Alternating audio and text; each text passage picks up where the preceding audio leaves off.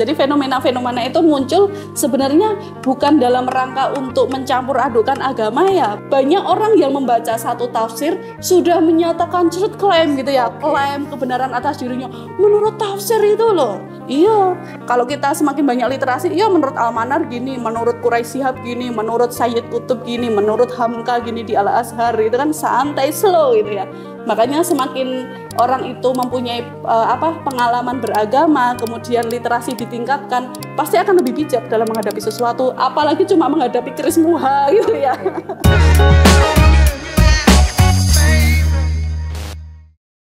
Halo, Assalamualaikum warahmatullahi wabarakatuh. Kembali lagi di Unlocking Your Mind.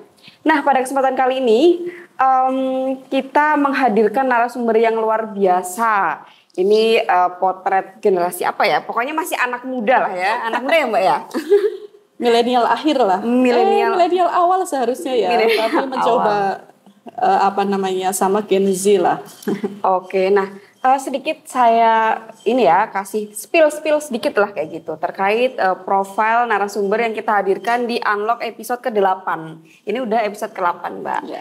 Sebelumnya apa kabarnya Mbak Ninin? Alhamdulillah luar biasa, bi khairin. Oke, nah jadi Mbak Ninin ini kita perlu tahu bahwa beliau adalah aktivis perempuan pegiat perdamaian, kesetaraan dan moderasi beragama dengan perspektif Islam berkemajuan. Ini udah Muhammadiyah banget ya, walaupun itu nggak ngomongin Muhammadiyah ya nggak sih Mbak? Terus background pendidikannya ya ini dari SD Muhammadiyah, terakhir di UMS, Fakultas Agama Islam, program studi Usuluddin, perbandingan agama. Kemudian prestasi dan penghargaannya mulai dari nasional, internasional, ini luar biasa ya, pemeran film dokumenter Harmoni, Usaid Mbak. Ya. Kemudian penerima beasiswa IVLP Internasional. Ya. Oke, kemudian pemenang talent iklan layanan masyarakat Kemendikbud Indonesia dan penerima Peace Award Peace Generation Indonesia sebagai agen of peace terbaik di Indonesia tahun 2019. Udah nggak diragukan lagi terkait kepengurusan di Muhammadiyah dan organisasi otonom ini sampai berlembar-lembar ya, saudara-saudara. Ini nggak usah saya bacakan satu persatu begitu. Tapi kurang lebih kegiatannya seperti itu. Dan pada kesempatan kali ini kita akan membahas isu yang saat ini mungkin juga masih ramai ya diperbincangkan di media sosial gitu terkait Kris Muha. Udah tahu belum Kris Muha itu apa? Nah jadi kita kali ini Mbak lebih membahas itu aja ya Kris Muha. Iya boleh. Mungkin sebelumnya kita perlu memahamkan dulu nih sebenarnya Kristen Muhammadiyah itu apa? Kita mulai dari itu dulu Mbak. Oh iya, sebenarnya kalau Kristen Muhammadiyah itu sebenarnya yang mencetuskan itu malah teman-teman Kristen sendiri yang banyak melakukan kayak pendidikan di Muhammadiyah kayak di universitas atau di sekolah-sekolah seperti itu. Sebenarnya yang mencetuskan itu mereka sendiri. Mereka masih beragama Kristen, tetapi mereka itu sering mengikuti kegiatan-kegiatan Muhammadiyah, sering mengikuti organisasi-organisasi otonom yang ada di kampusnya, yang ada di sekolah mereka, sehingga mereka menamakan dirinya dengan bangga gitu ya, saya Kristen Muhammadiyah gitu. Sebenarnya bukan dari Muhammadiyahnya, tetapi dari memang mereka, ya? Karena mereka merasa nyaman, merasa aman, merasa damai dan merasakan manfaat dari Muhammadiyah itu sendiri, sehingga mereka mengatakan bahwa saya Kristen Muhammadiyah gitu, tanpa mereka meninggalkan apa yang mereka yakini, dan Muhammadiyah juga tidak memaksa untuk bisa login gitu ya. Login katanya. Login dulu. Bahasanya kan login. Iya. Bahasa kerennya gitu ya. Nah, terus kemarin juga ada yang rame nih, kayaknya Mbak Ninin kemarin bikin video ya, sebenarnya vlog gitu ya, semacam vlog gitu Mbak. Iya. Nah itu bahas apa itu sebenarnya? Halo, assalamualaikum warahmatullahi wabarakatuh. Halo guys semuanya, saya Ninin Karlina. Sejak lahir saya Muslimah Muhammadiyah. Saya Eklesiah Hulahi, saya sebagai Kristen Muhammadiyah atau dikenal dengan Krismu. Ya, sebenarnya vlog itu yang memang kami kami bahas berkaitan dengan Kris Muha gitu, Kristen Muhammadiyah. Jadi di salah satu event yang ngadain salah satu NGO tingkat entah itu nasional apa internasional gitu. Kebetulan kami sama-sama pegiat lingkungan dan diundang dalam satu event gitu. Nah, saya juga unik aja, ada perempuan gitu. Kalau boleh saya sebut namanya, saya sudah biasa sih sama beliau, dan beliau juga sudah mengikrarkan diri sebagai Kristen Muhammadiyah ya. Ya namanya Eklesia Hulahi namanya, kalau dipanggil itu Eke gitu. Nah, setiap dia habis kayak sharing berkaitan dengan praktik baik yang sudah dilakukan, ketika dia sudah berbicara di forum itu dan apapun lah. Nah, itu selalu diakhiri dengan fastabiqul khairat gitu. Padahal saya itu tahu kalau dia itu bukan Islam gitu ya, dia Kristen gitu. Kemudian waktu selesai acara saya tanya Kak Eko ini selalu diakhiri dengan fastabiqul khairat. Iya Kak, saya ini Krismuha. Akhirnya saya ajakin ngevlog waktu itu. Jadi dia mengatakan kenapa sih Kak Eko itu mengatakan bahwa dirinya itu Krismuha. Akhirnya dia vlog yang sebenarnya ringan aja itu diunggah sama seseorang yang sebelumnya sebenarnya pernah kami unggah juga sih, tapi karena yang mengunggah seseorang dan itu viewersnya lumayan banyak. Ya, hampir 100.000, jadi meledak gitu. Dan memang komentarnya dari haters itu mendominasi gitu. Beragam tapi lebih banyak haters ya? Iya, lebih banyak haters. Kira-kira ada 80-90% itu udah haters gitu. Jadi memang hate speech gitu ya. Dan nggak masalah gitu. Tapi sebenarnya istilah Krismuha sendiri ini mulai muncul kapan sih Mbak? Ya belakangan ini ya mulai muncul ketika ada Muhammadiyah itu mendirikan satu instansi pendidikan di daerah-daerah yang mungkin mayoritas itu Kristen gitu kan, kayak di Papua, di NTT, kemudian di mana aja ya yang di situ memang mayoritas mahasiswanya, bahkan 98% atau 90% itu kan mahasiswa Kristen kalau di Papua atau yang NTT atau mana itu ya. Dan mereka bahkan terakhir itu ya di Kupang, waktu ada tanwir itu kan ada kokam yang menyatakan kokam Kristen gitu ya. Jadi kokam tapi Krismuha itu. Jadi fenomena-fenomena itu muncul sebenarnya bukan dalam rangka untuk mencampur adukan agama ya, bukan dalam rangka itu sebenarnya. Karena sebenarnya kalau kita di Muhammadiyah aja ya, di Muhammadiyah itu kan keberagamaannya itu kan 4, akidah, ibadah, akhlak, muamalah duniawiyah. Lah mungkin beliau itu mengatakan ketika Krismuha dan ketika itu bersama kita, ya paling di wilayah akhlak sama muamalah duniawiyah aja sebenarnya. Tidak sampai sejauh mencampur adukan fi wilayatil akidah, fi wilayatil ibadah, itu kayaknya jauh banget gitu dari apa yang dipikirkan orang-orang yang itu adalah mencampur adukan. Bagaimana bisa mengatakan itu Kristen, padahal kalau kita itu mengatakan Muhammadiyah gitu ya, itu harus login dulu gitu kan, harus syahadat dulu kan gitu.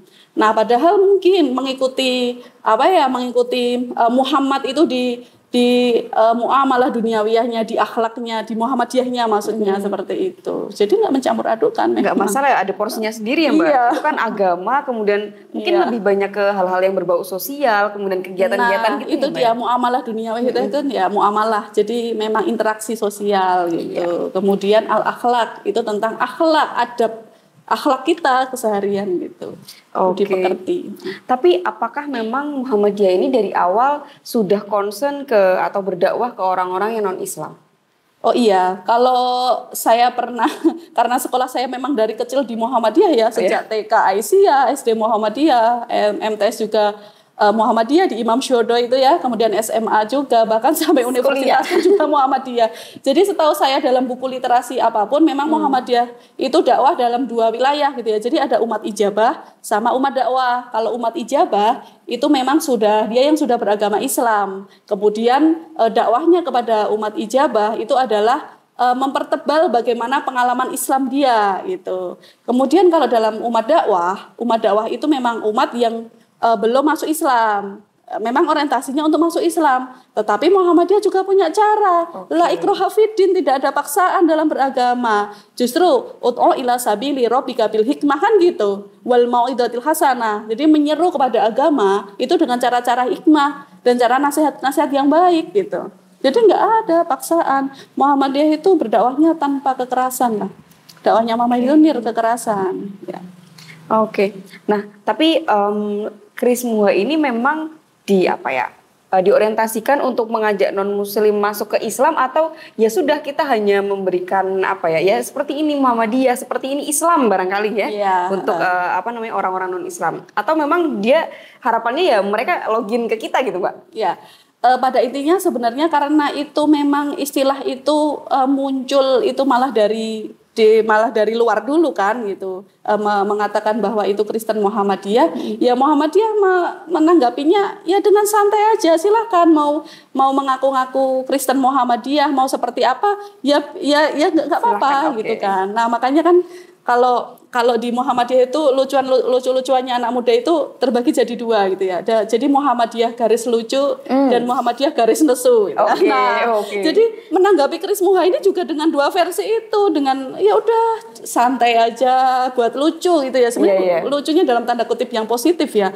Sama nesu gitu. Dan nggak tahu di masyarakat kan memang seperti itu gitu. Muhammadiyah sekarang sudah ini gitu ya. Ada yang kenceng banget. Itu saya kira untuk merespon apapun Muhammadiyah itu selalu terbagi dalam itu, garis nesu dan garis lucu itu, entah soal tambang, entah soal apa, itu menyikapi dua isu-isu. itu gitu.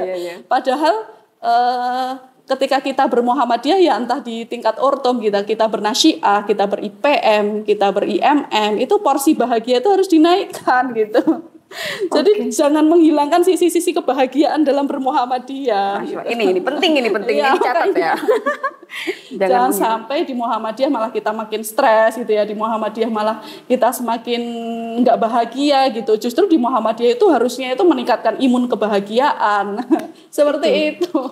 Ya. Caranya gimana Mbak itu kira-kira biar kita tuh mungkin enjoy sebagai orang Muhammadiyah dan mengikuti kegiatan-kegiatan? Iya, kenali Muhammadiyah lebih dekat. Kalau kita nggak kenal Muhammadiyah maka tak sayang, sederhana aja lah gitu ya. Dalam Risalah Islam Berkemajuan yang kemarin itu di Tanfid Muhammadiyah keberapa itu di Solo itu ke-48 ya. Yaitu di Solo itu kan di sana itu kita kenal aja karakter Islam berkemajuan gitu kan. Kita pahami di karakternya itu apa saja sih. Yang pertama kayak al-mabniu ala tauhid gitu ya, berlandaskan tauhid. Tauhid yang seperti apa? Tauhidnya kepada Allah berarti tauhid sosialnya harus muncul. Habluminallahnya dapat, habluminanasnya dapat. Itu yang pertama. Ar-ruju ilal Qur'an wa sunnah, kembali kepada Al-Qur'an dan sunnah gitu kan.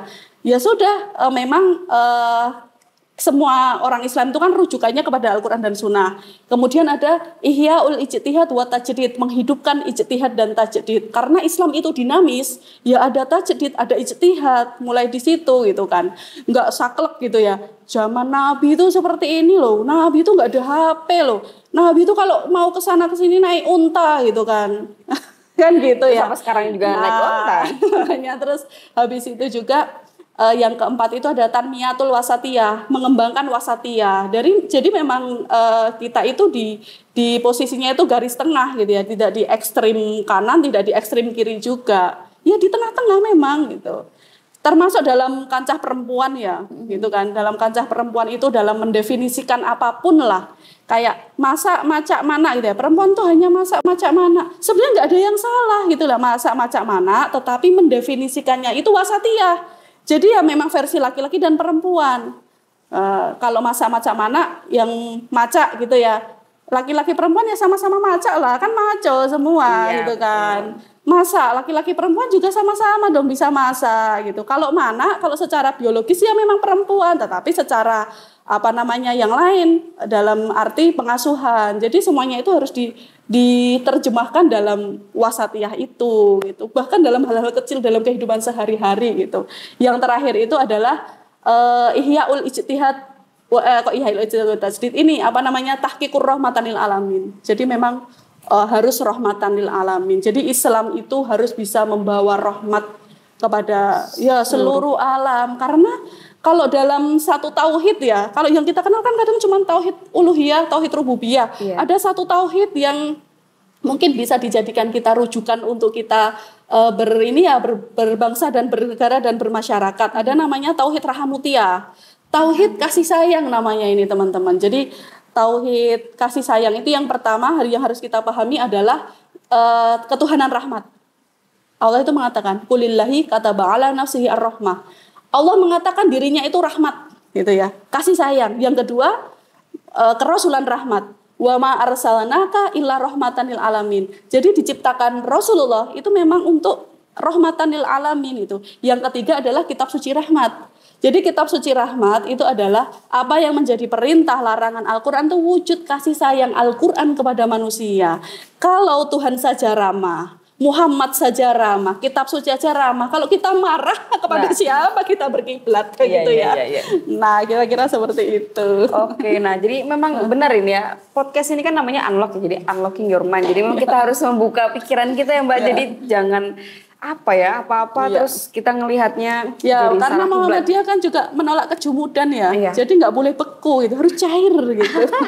Cair, tapi tetap dengan batas-batas yang jelas ya, Mbak. Pasti dong. Oke, tapi kalau semisal di kampus-kampus sendiri ya, Mbak, aku ngelihat juga semisal nih salah satunya di UMS, karena saya sebagai jurnalis kan juga ngikutin gitu. Kita lagi ngulik juga nih gimana sih mereka itu nyaman nggak gitu kuliah di kampus Muhammadiyah dan lain sebagainya kayak gitu.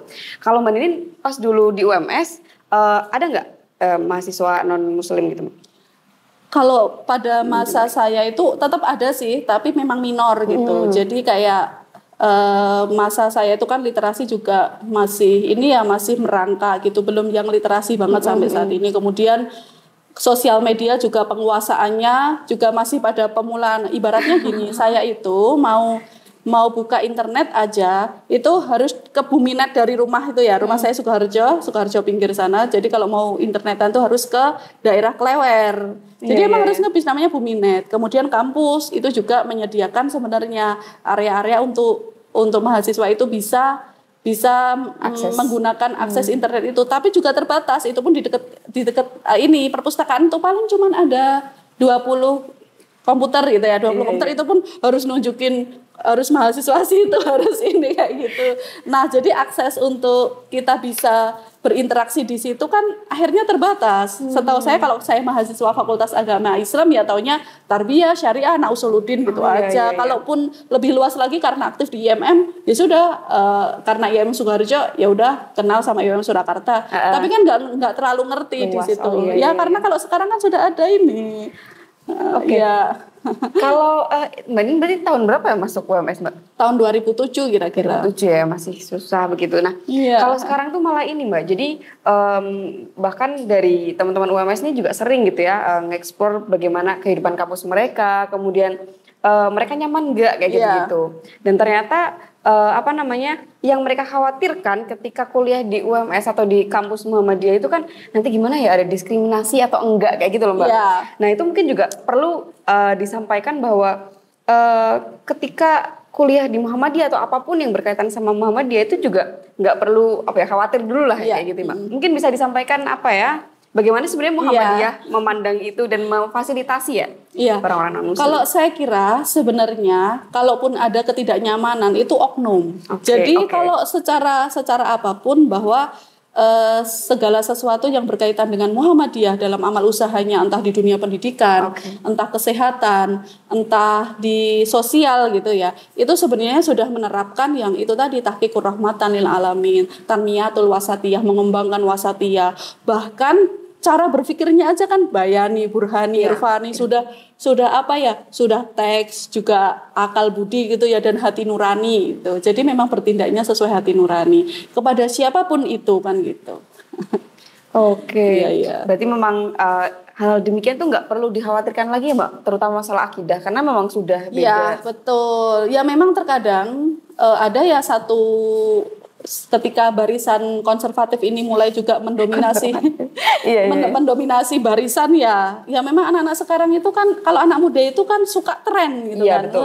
Indonesia apa gitu ya, ada tren baru, Indonesia apa gitu, tren baru gitu ya pokoknya ngikut, merasa keren kayak gitu. Kayak gitu. Nah, termasuk dalam sisi keagamaan ya terkadang seharusnya itu kader Muhammadiyah tapi kadang tidak bangga dengan Muhammadiyahnya, malah membanggakan yang lain. Sering share ustadz-ustadz yang sebenarnya itu memantik konflik, memicu perpecahan kayak gitu. Ya itu anak muda sekarang itu karena banjir informasi yang luar biasa itu. Nah, kalau kita kembali ke di amal usaha Muhammadiyah yang kita saat ini fokus di pendidikan gitu. Nggak perlu khawatir sih karena tidak akan pernah ada diskriminasi, termasuk dalam hal yang dapat beasiswa sama yang tidak gitu kan. Ya karena bayarannya di Muhammadiyah ya kita nggak inilah ya. Tetapi itu aja buat rebutan kan gitu. Jadi memang ketika kita sudah masuk dunia Muhammadiyah berarti di situ bicara dunia dakwah.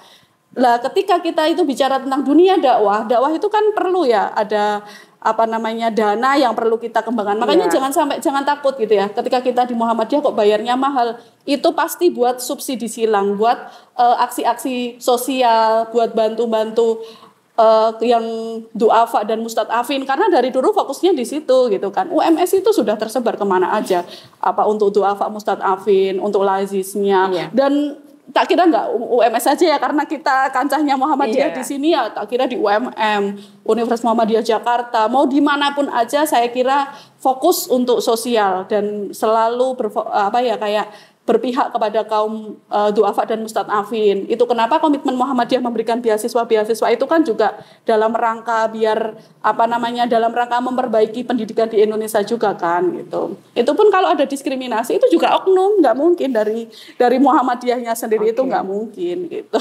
Ya. Oke, siap.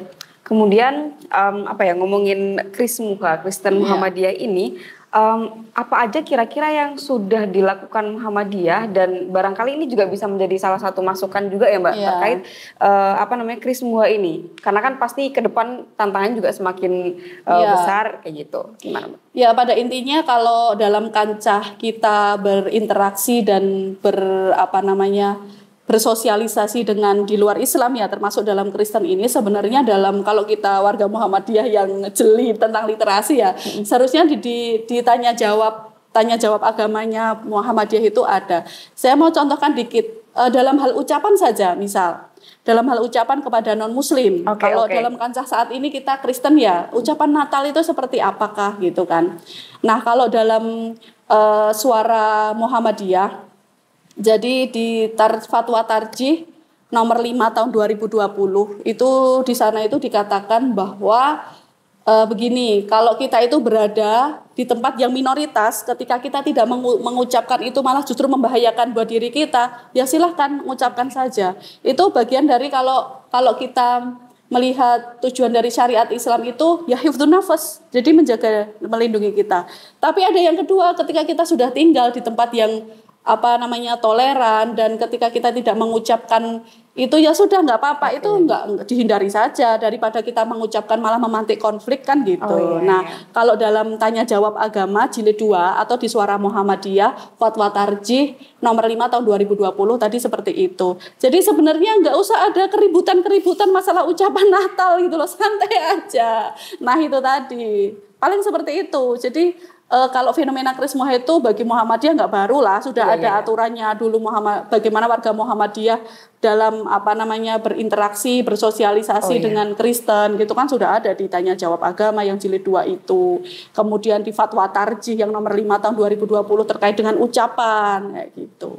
Seperti itu sih. Nah, menarik. Jadi ngomongin masalah Krismuha sebenarnya ini bukan satu yang baru di Muhammadiyah, bahkan dari berdirinya pun juga sudah fokus ke Muslim dan non Muslim gitu untuk berdakwahnya. Tapi mungkin karena sekarang juga dengan teknologi ya Mbak ya. Jadi kita lebih mudah mengakses informasi. Betul sekali. Dan ternyata gini ya, gerakan Muhammadiyah terutama untuk Kristen Muhammadiyah nih contohnya begitu. Oke. Apalagi Mbak mungkin yang akan disampaikan, yang ingin disampaikan ketika berbicara Krismuha, ini kan perspektif, ini kan aktivis perempuan, pegiat perdamaian, kesetaraan, moderasi beragama. Nah ini pasti banyak pengalaman yang barangkali bisa dijadikan sebagai pembelajaran juga untuk kita Mbak. Iya sebenarnya gini, kalau kita melihat satu fenomena ketika duduk bareng bersama teman-teman yang di luar yang berbeda agama sama kita.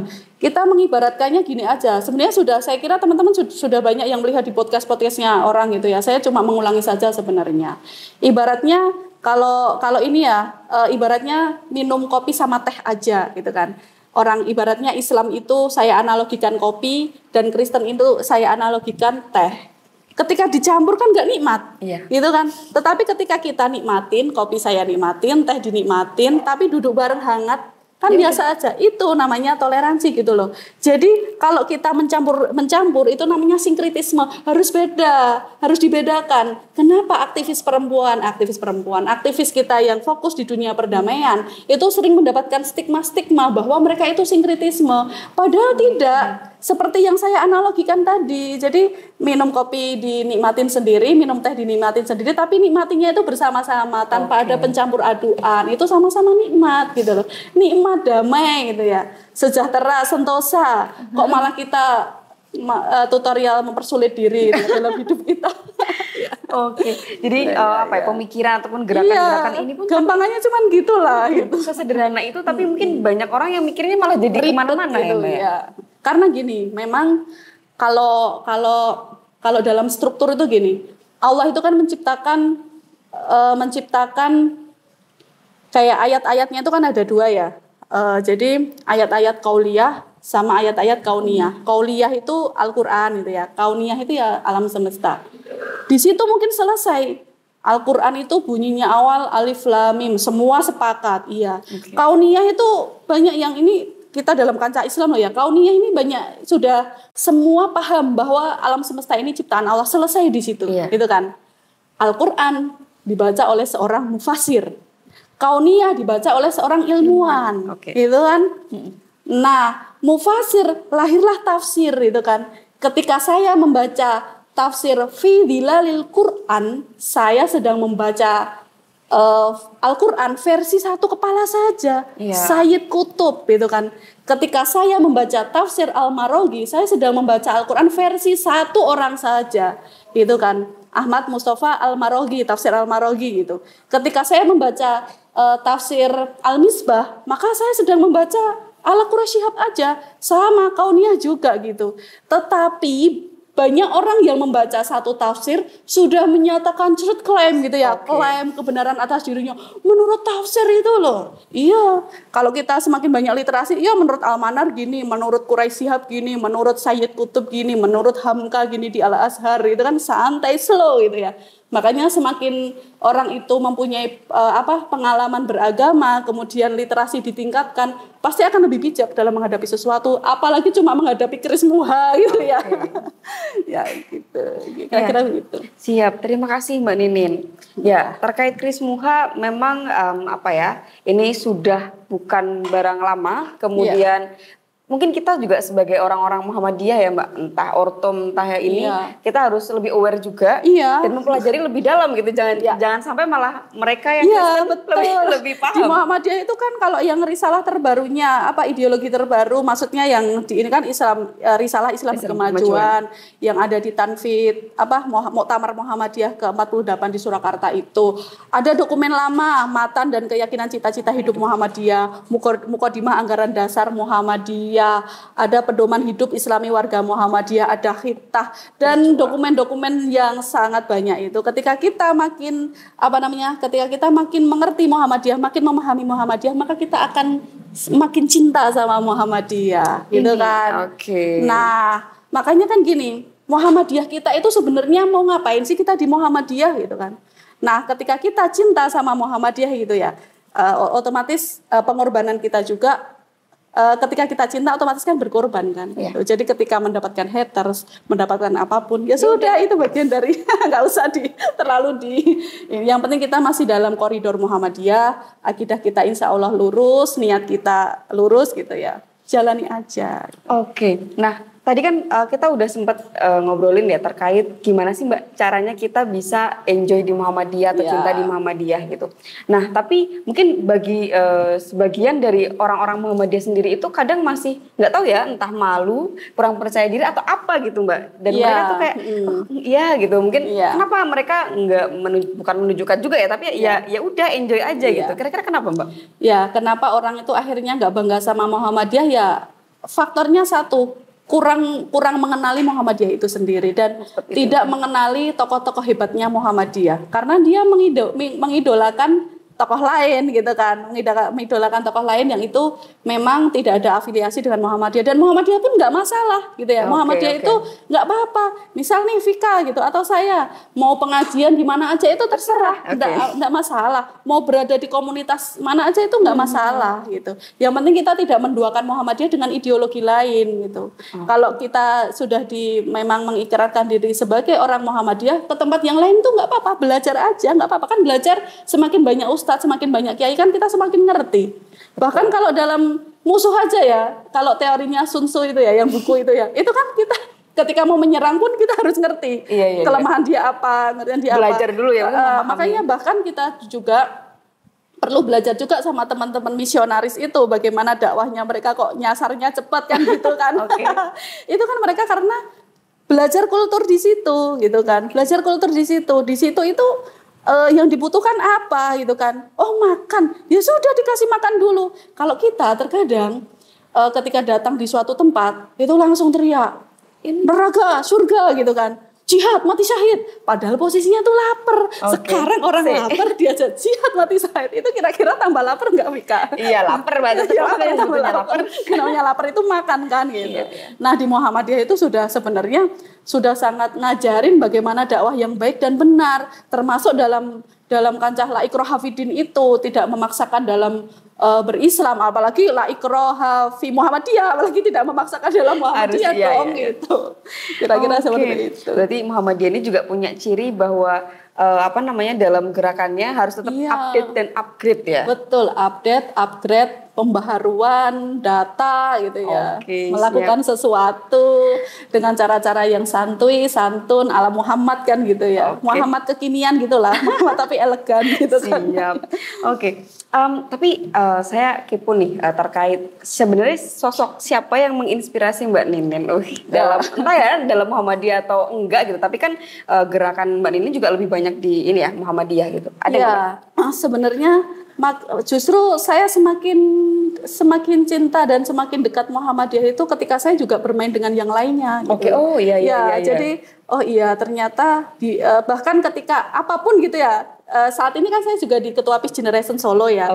Jadi 12 nilai perdamaian itu ternyata kalau saya tarik di ideologi Muhammadiyah itu semuanya ada. Yang pertama berkaitan dengan memandang diri sendiri tanpa prasangka, itu di kepribadian Muhammadiyah gitu kan, memperluas kawan, memperbanyak kawan itu ada gitu. Kemudian di nilai 2, nilai 3, nilai 4, nilai 5 itu kan semuanya ada. Kayak perbedaan dalam status ekonomi Muhammadiyah harus seperti apa kan. Muhammadiyah kan dekat dengan du'afa dan mustad'afin. Kemudian dalam berbeda agama Muhammadiyah harus seperti apa, itu ada semua. Jadi Peace Generation itu 12 nilai dasar perdamaian itu kayak malah bagian kecilnya dari Muhammadiyah gitu. Terus di beberapa gerakan-gerakan juga ketika mungkin di NGO lain gitu ya, saya ketika bergerak tetap yang saya bawa itu sebenarnya indikatornya Muhammadiyah, tapi saya tidak bicara aja kalau itu memang ideologi Muhammadiyah. Kan aja pokoknya. Jadi ini deh. Ternyata sekalian Muhammadiyahisasi. Ya nggak apa-apa, Muhammadiyahisasi itu insya Allah kan rahmatan lil alaminnya ya, kita fokusnya di situ gitu. Siap. Jadi semakin cinta itu kita nggak utek-utek di kandang aja ya Mbak ya, tapi kita keluar sekali. Dan malah menambah cinta begitu ya. Ya mungkin pembahasan kita cukup menarik ya, dan karena terbatas waktu juga ngomongin Chris Muha ini memang menarik karena kita pasti juga akan hidup di masa yang berbeda dengan tantangan yang berbeda gitu. Terakhir Mbak, closing statement dengan topik kita ya pada kesempatan kali ini, Chris Muha. Bagaimana kita menyikapi dan ke depan akan seperti apa? Iya, berkaitan dengan Chris Muha, silahkan sikapi dengan cara Muhammadiyah gitu kan. Ya bermuhammadiyah itu kan bergembira, seru, asik gitu ya. Akidahnya insya Allah ini tadi yang karakter Islam berkemajuan tadi ya, kita fokus di situ, al-mabniu ala tauhid, aruju ilal Quran wa sunnah, ihyaul ijtihad wa tajdid, tanmiyatul wasatiyah, sama yang terakhir adalah rahmatan lil alamin, tahqiqur rahmatan lil alamin. Jadi menghadapi Chris Muha dengan karakter Islam berkemajuan kita saja. gitu. Oke, terima kasih Mbak Ninin. Dan sebenarnya banyak topik yang lain ya yang harus kita bahas lebih dalam gitu. Tapi karena kalau semisal semua dibahas Mbak, kita kayaknya nggak akan selesai ini ya gitu. Gimana perempuan memandang kiprahnya dan lain sebagainya. Betul sekali, lain waktu deh. Ya lain waktu ya. Semoga nanti ada kesempatan lagi begitu. Yang jelas bermuhammadiyahlah karena cinta. Yang lahir dari sebuah cinta adalah perjuangan dan pengorbanan. Bernasyiah lah, ber-IPM lah, ber-IMM lah, berhawelah, bertapak sucilah karena cinta. Yang lahir dari sebuah cinta adalah perjuangan dan pengorbanan. Oke, luar biasa sekali ya. Ini Mbak Ninin sangat menginspirasi. Bahkan kita sebagai kader Muhammadiyah memang perlu profil dan orang-orang yang selalu menginspirasi juga Mbak. Ya enggak sih? Tapi saya juga dari dulu sih udah kenal Mbak Ninin ya. Ini emang keren sering jadi narasumber gitu. Saya ingat dulu ketika di IMM. Oh iya, IMM Solo kan Mbak. Sesekali lah, Iya. dolan-dolan kader gitu ya. Iya. Oke, mungkin itu podcast ke-8 yang membahas terkait Krismuha. Nantikan episode-episode selanjutnya dengan topik-topik yang nggak kalah seru, ya nggak sih, dengan orang-orang yang luar biasa juga. Ini salah satunya Mbak Ninin ya. Semoga kita selalu bahagia, kita selalu bermuhammadiyah dengan bahagia, ceria. Pokoknya anak muda banget lah gitu. Dan kita nggak ketinggalan zaman ya Mbak Muhammadiyah ya. Nggak boleh dong. Nggak boleh. Kalau gitu. Muhammadiyah itu dinamis gitu ya, berjalan terus pokoknya. Dan kita juga harus pede sebagai orang Muhammadiyah, ya nggak sih Mbak? Untuk harus ini ya Muhammadiyah gitu. Bahkan ayam Muhammadiyah mengatakan saya ini loh Muhammadiyah gitu kan. Oke. Menurut saya teruslah bermuhammadiyah dengan cara kita masing-masing, dengan apa yang kita bisa dan enjoy. Mungkin itu dari kami. Terima kasih sudah menonton podcast ke-8 ini. Sampai jumpa lagi. Unlocking your mind. Wassalamualaikum warahmatullahi wabarakatuh.